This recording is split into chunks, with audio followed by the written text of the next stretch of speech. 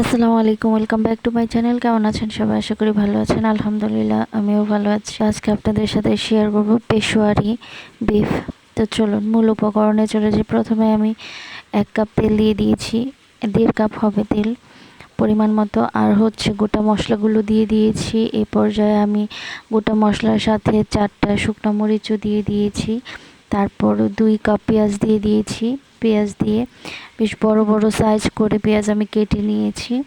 নিয়ে এখানে আদা রসুন পেস্ট আর কাঁচা মরিচ, টমেটো, গোটা মশলা ব্লেন্ড করে আমি এখানে দিয়ে দিয়েছি। ভালো করে কষিয়ে নিব।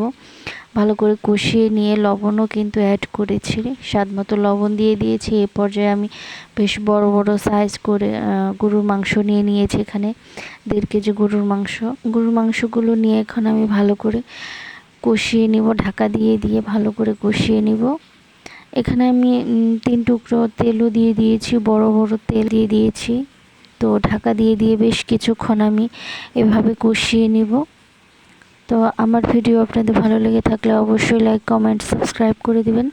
যারা অলরেডি করে ফেলেছেন তাদের সবাইকে অসংখ্য অসংখ্য ধন্যবাদ। যারা এখনও করেননি প্লিজ আমার চ্যানেলটিকে সাবস্ক্রাইব করে দেবেন, পাশের বেল আইকনটি বাজিয়ে দিবেন। সবাইকে অসংখ্য ধন্যবাদ পুরো ভিডিওটি দেখার জন্য। তো কথা বলতে বলতে কষানো প্রায় হয়ে গিয়েছে। এ পর্যায়ে আমি 2টা আলু কেটে দিয়ে দিয়েছি মাঝখান থেকে টুকরো করে।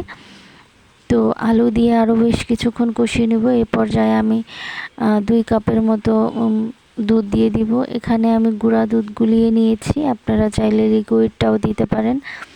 তো আমার লিকুইডটা ছিল না, এই পর্যায়ে আমি গুঁড়া দুধই গুলিয়ে নিয়ে তারপর দিয়ে দিয়েছি 2 কাপ। তো 4-5টা কাঁচামরিচও দিয়ে দিয়েছি। যেহেতু আমি ব্লেন্ড করে দিয়েছি কাঁচামরিচ, সেহেতু কাঁচামরিচটা এখন একটু কম দিয়েছি। কাঁচামরিচ গলে গেলে একদম বেশি ঝাল হয়ে যাবে। তো দেখতে পাচ্ছেন কালারটা কতটা সুন্দর হয়েছে। আলহামদুলিল্লাহ খেতে খুবই ভালো হয়েছে, মাশাআল্লাহ।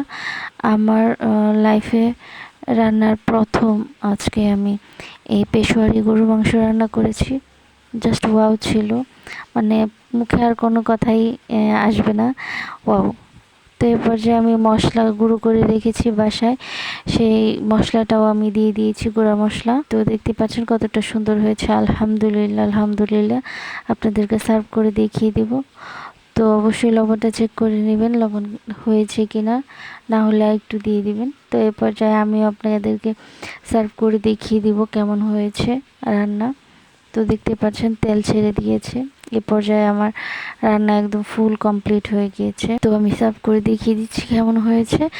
অবশ্যই কমেন্ট সেকশনে জানাবেন। সবাই ভালো থাকবেন, সুস্থ থাকবেন। পরবর্তী ভিডিও দেখার আমন্ত্রণ জানিয়ে আজকের মতো এখানেই বিদায় নিচ্ছি। আসসালামু আলাইকুম।